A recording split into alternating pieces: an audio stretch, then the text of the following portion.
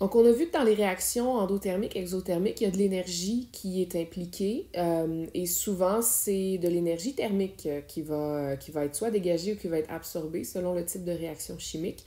Donc, c'est important qu'on comprenne c'est quoi l'énergie thermique et surtout qu'on apprenne aussi à la calculer. Donc, petit retour sur ce que vous avez fait en ST. Donc, différence entre chaleur, température et énergie thermique. Donc, la température, c'est la mesure du degré d'agitation des particules. La chaleur, c'est lorsqu'il y a un transfert d'énergie thermique entre deux milieux ou entre deux objets. Et l'énergie thermique, ben, c'est l'énergie que possède une substance à cause de l'agitation de ces particules.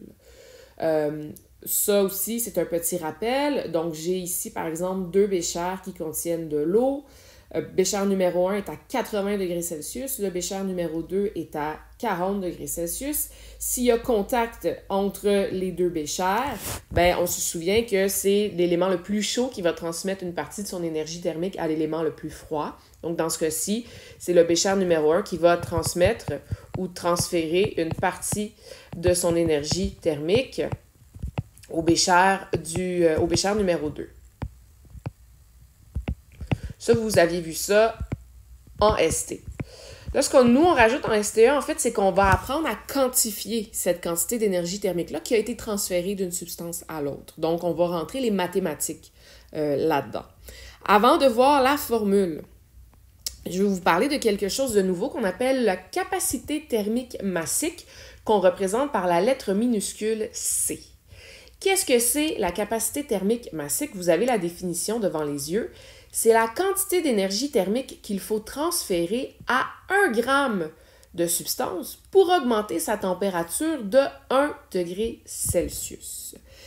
La capacité thermique massique, c'est une propriété caractéristique de la matière, un peu comme la masse volumique. Ça veut dire quoi? Ça veut dire que chaque substance pure a sa propre capacité thermique massique.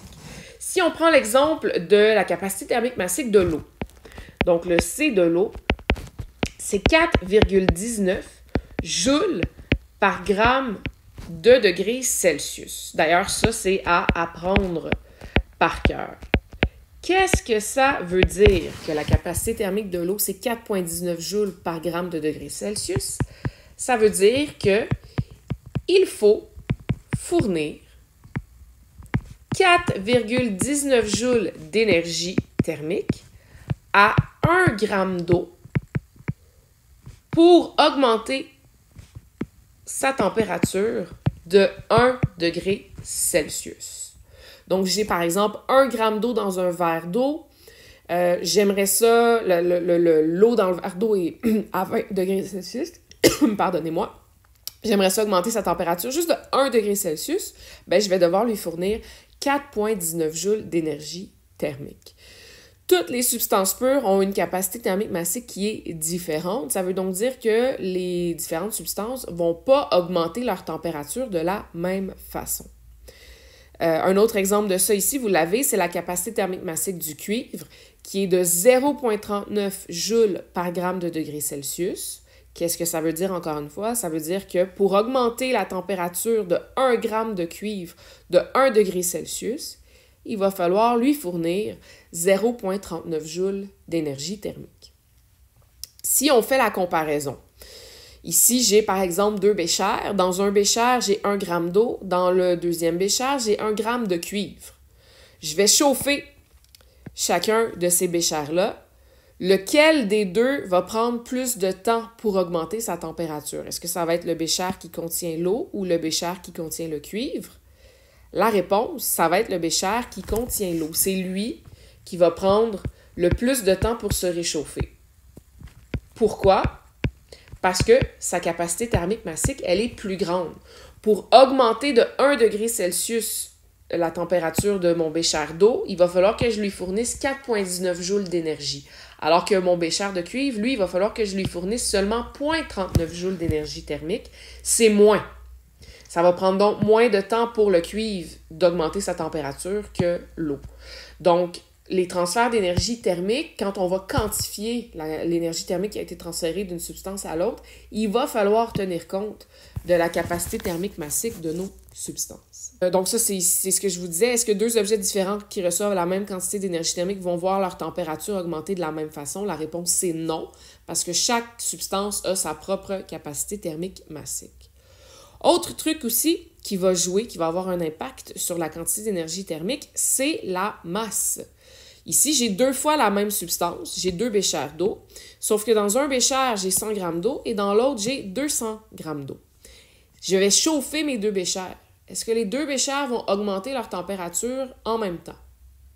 La réponse, c'est non. Mon bécher qui contient 200 g d'eau va prendre plus de temps pour augmenter sa température que le bécher de 100 g d'eau, tout simplement parce que j'ai plus de molécules, j'ai plus de particules d'eau dans 200 g.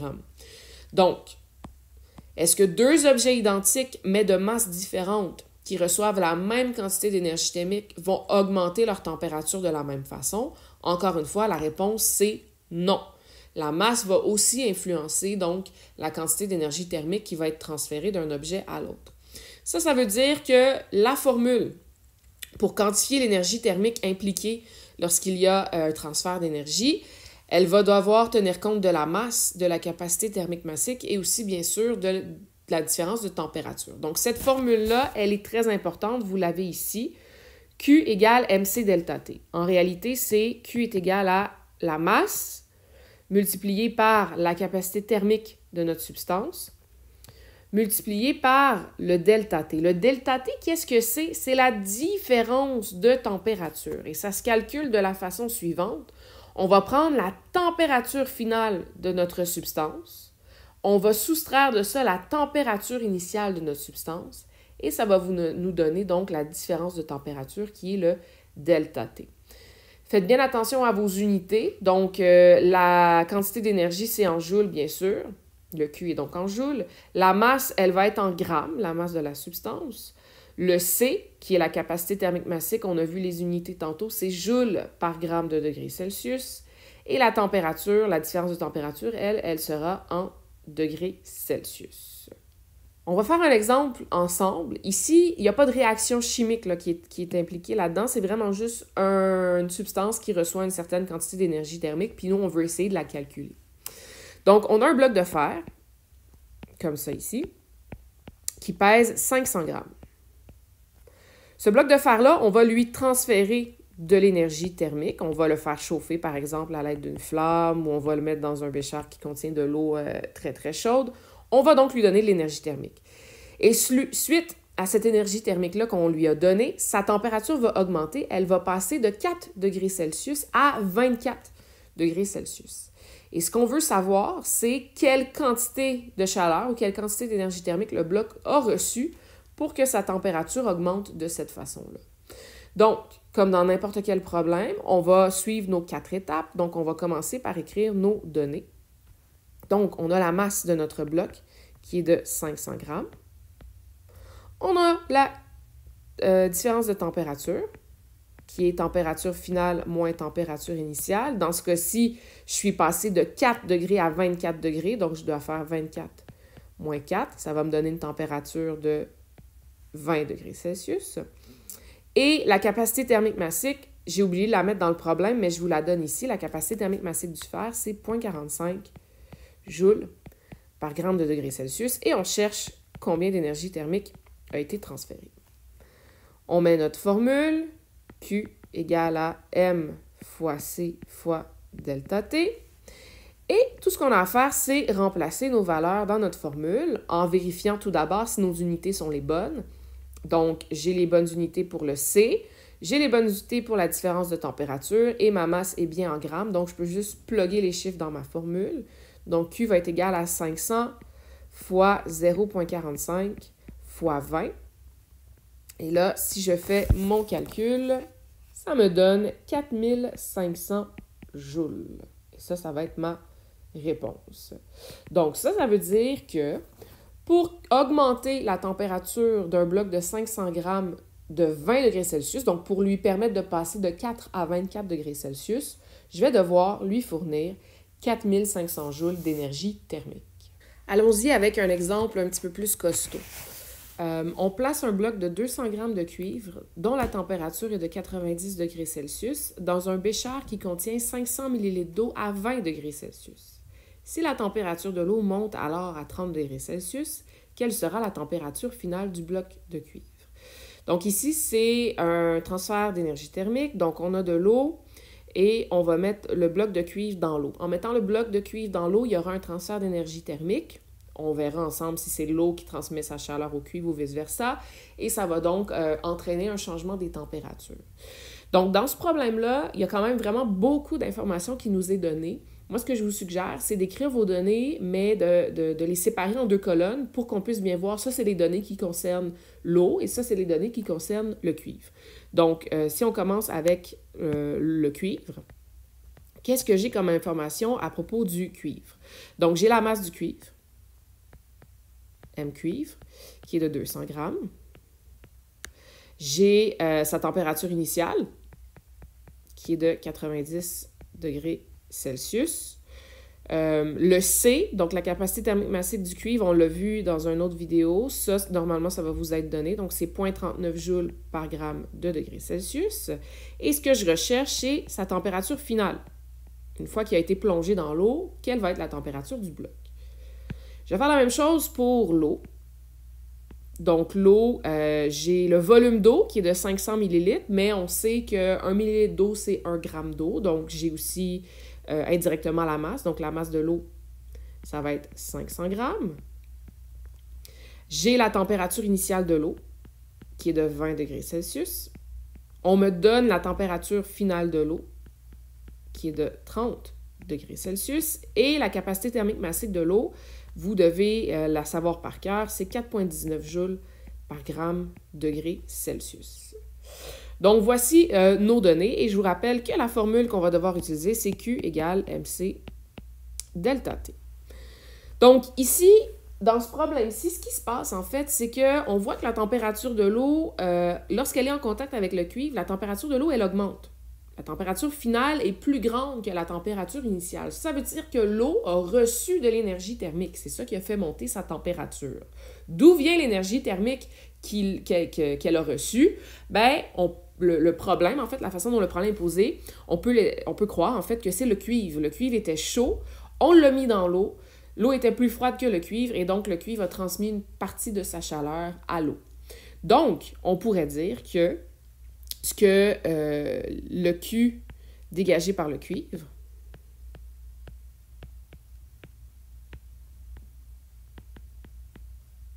a été absorbé par l'eau.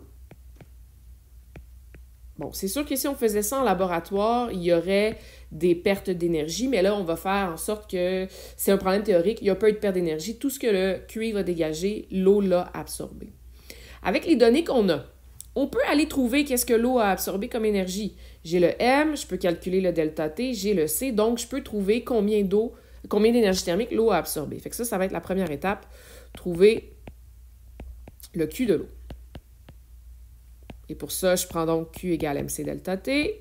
Je remplace mes chiffres dans la formule. Donc, Q, c'est ce que je cherche. La masse, c'est 500 grammes. Le C, c'est 4,19. Et mon delta T, qui est final moins initial, c'est 30 degrés moins 20 degrés, ce qui me donne 10 degrés Celsius. Donc, je pitonne ça sur ma calculatrice. Ça me donne 20 950. Donc, l'eau a absorbé 20 950 joules d'énergie. D'où est-ce qu'il vient, ce 20 950 joules-là? Il vient du cuivre, naturellement. Sauf que là, il faut faire attention, on va avoir un problème au niveau des signes. Si le cuivre a perdu de l'énergie thermique, sa température finale va être plus basse que sa température initiale. Donc, quand je vais faire mon delta T, ça va me donner un nombre négatif. Ça c'est dû à quoi, en fait? C'est que quand l'énergie est perdue, quand une substance perd de l'énergie, eh bien, son Q va être négatif. L'énergie impliquée dans le transfert va être négative parce qu'elle a perdu de l'énergie, la substance. Ça veut dire que si je calcule l'autre étape, en fait, c'est que le Q que l'eau a absorbé, c'est égal à ce que le cuivre a dégagé. Donc, je vais mettre mon signe négatif comme ça ici. Et donc, si je passe à ma troisième étape, je vais trouver la température finale du cuivre. Pour ça, j'utilise toujours la même température. Q est égal à MC delta T. Sauf que là, le Q que je vais utiliser, je vais prendre le Q de l'eau et je vais mettre le signe moins devant pour montrer que c'est quelque chose qui a été dégagé. Donc, moins 20 950 est égal à la masse du cuivre qui est de 200 fois la capacité thermique massique qui est de 0,39 fois le delta T que je cherche. Je veux savoir c'est quoi la variation de température. Donc, je vais faire mon calcul. 20 950 divisé par 200. Ensuite, je divise par 0,39 et ça va me donner moins 268,59. Ça va être mon delta T. Ça veut dire que mon cuivre, sa température a baissé de 268,59 degrés Celsius. Donc, mon delta T, pour le trouver, delta T, c'est température finale moins température initiale. J'ai la température finale qui est mon inconnue. Je savais sa température initiale qui est 90. Et le delta T, c'est moins 268,59. Donc, si je cherche la température finale, ben, je fais plus 90 de chaque côté. Donc, moins 268,59 plus 90. Et ça va me donner moins 178,59 comme température finale. Et ça va être ma réponse. Donc ici, j'ai pris des valeurs numériques dans ma tête. Elles ne sont pas nécessairement vraies, là. La température du cuivre ne va pas descendre dans les négatifs. Mais en fonction des données que j'ai eues, c'est comme ça que ça fonctionne.